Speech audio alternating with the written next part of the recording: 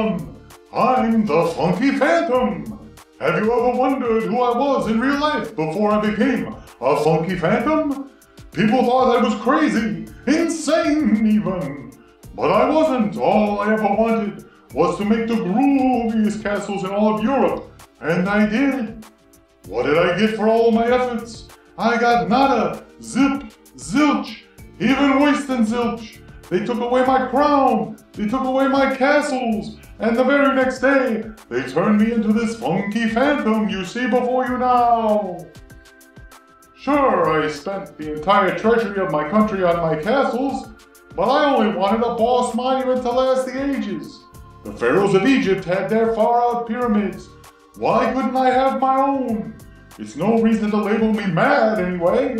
A bit nutty, a tad eccentric even. But now I spend my time flying on corridors with my faithful cat, Little Shat. Quiet, Little Shat. Oh, I've still got a lot of groovy ideas for more castles, but I'm a ghost, a spook even. So I need you to do me a solid. I need your help building the most righteous castles that money can buy. Can you dig it? Here, let me show you some of my ideas. And maybe you can help me. Don't worry, we'll use this game to put together our plans, so you won't need to spend a lot of moolah like I did. It'll be a gas. Here's how it works. Let's take a quick look at the castles of Mad King Ludwig. You set up these 4 boards here, arranged in this kind of weird looking configuration, and onto these boards you first of all place your room cards. There's different number of room cards depending upon the number of players, and you put those in a big stack and they show different tiles on each one. The way that's going to work is you will draw a card, and then whatever tile it says, you pull out the tile, and that'll get placed at the bottom. Now these tiles here, there are 10 different stacks of tiles, plus hallways and stairways here at the top. And they are all different sizes. The size is listed on the back of them, and on the front is the actual room. Now the room itself, it says what it is, it says what type it is, like this right here is a food room. The points that it's worth, this one is worth 2 points, and of course the size is 100. I think that's square feet, but you know, it's European. Could be square meters? I don't know. Question for the ages. And there's all these different types here. You also have bonus cards. Each player gets 3 of these, dealt 3 of these at the beginning of the game, and these are little hidden goals that you work towards completing. Like if at the end of the game you have all 10 room sizes in your castle, you would get 8 bonus points. And that's how those work. And the extra ones of those stay here because there are ways for players to get those during the play of the game as well. There are, in addition to that, we have the scoring board. This is the scoring board. And there's little tokens that start all the way at 0. And as you earn points by completing rooms, you move your score along the score track. Of course, the player with the highest score at the end of the game is going to win. You also have each player gets a starting tile. This is your foyer. It's basically got 3 exits, and this is where you will be building your castle from. The castle starts here, and you build out from this, using whatever rooms you're going to buy during the game. If you notice here at the bottom now, there are 6 spots, and they're each labeled with money. These are actually marks, but you know, in America we call them dollars. But this one, the most expensive one goes here, 15,000, 10,000, 8,000, 6,000, 4,000, and 2,000. At the beginning of the game, you flip up these room cards, and it tells you which ones to place. So you flip up 6, you place one here, you place the next one there, and so on until you flipped up 6 cards and filled out all of those. That might change depending upon the number of players. And there are also these little favor tokens. You pick 3 out of the stack randomly, and at the end of the game, the players get ranked on bonus points that they can earn by completing these favors. First place gets 8 points, second place gets 4 points, and third place gets 2 points for each one of these special favors. Yeah, there's a bunch of icons in the game as well. Each player also gets money. They start the game with 15,000 marks. And whoever's going to go first, or be the master builder first, gets this cool castle master builder meeple, which is pretty neat. I like that a lot. That's all that comes with the game. There's also these little player boards, double-sided, to let you know how the actions work and the scoring and like the bonuses. At the beginning of the game, once everybody's all set up and the master builder has set out the tiles, now the master builder gets to arrange those tiles however they want at the beginning of the turn. So they could move this room here, and this room here, and this room here, and this room here. It's all up to the master builder.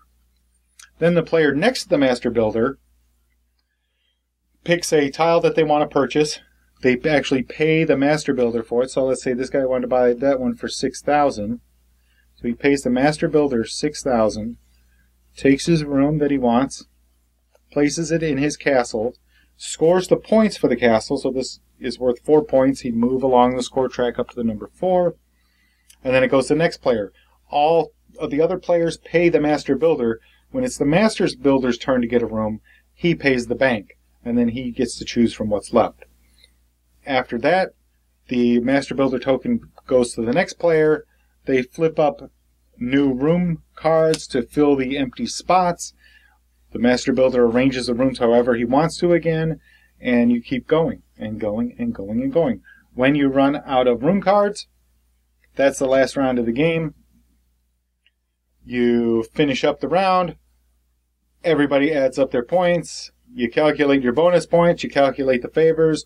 The person with the most points at the end of the game is the winner. And that is a quick look at how you play the Castles of Mad King Ludwig. Here's what I like about Castles of Mad King Ludwig. The main thing is that you're building a castle. It can be as crazy or mixed up as you like, or you can concentrate on making a logical, well laid out castle for the ages. The rooms are all unique, and many are supposedly based on real rooms in the actual castles the Mad King built. So you have all these cool rooms that you can build that I would never have thought of in a castle otherwise, like the Venus Grotto or the Birchta Room. What the heck is a Birchta Room?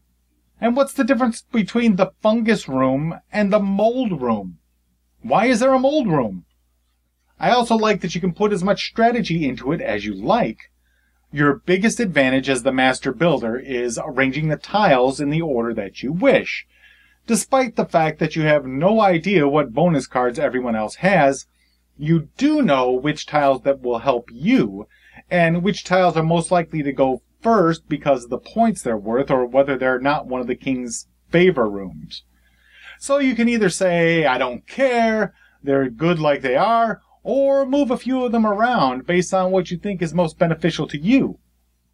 Or keep careful track of other players' castles to get a vague idea as to what would be appealing to them and make those more expensive. You can ignore your own needs and order the tiles in a way that you think you'll get the most money from the other players if you're short on cash, or just put the tile you want into one of the middle slots and hope no one else buys it first. Similarly, you can also choose your rooms and place them with as much or as little strategy as you want.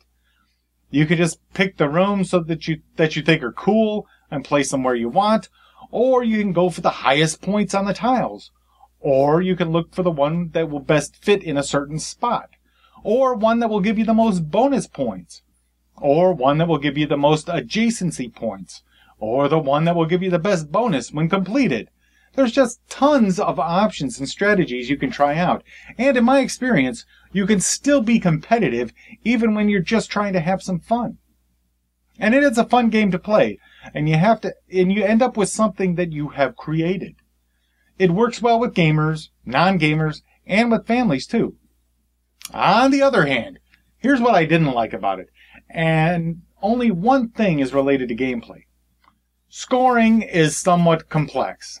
Sure, it's easy enough to score your room when you place it, but checking the adjacency and connection points for bonus points, or remembering that your downstairs room gives you a bonus when you place a certain type of room is more of a gamer type thing and not as intuitive for the casual player.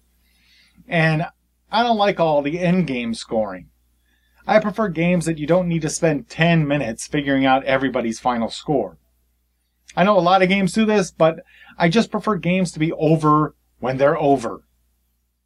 The artwork's a bit drab, castle gray to be exact, which is understandable, of course, but I think they could have spiced up the boards a little bit.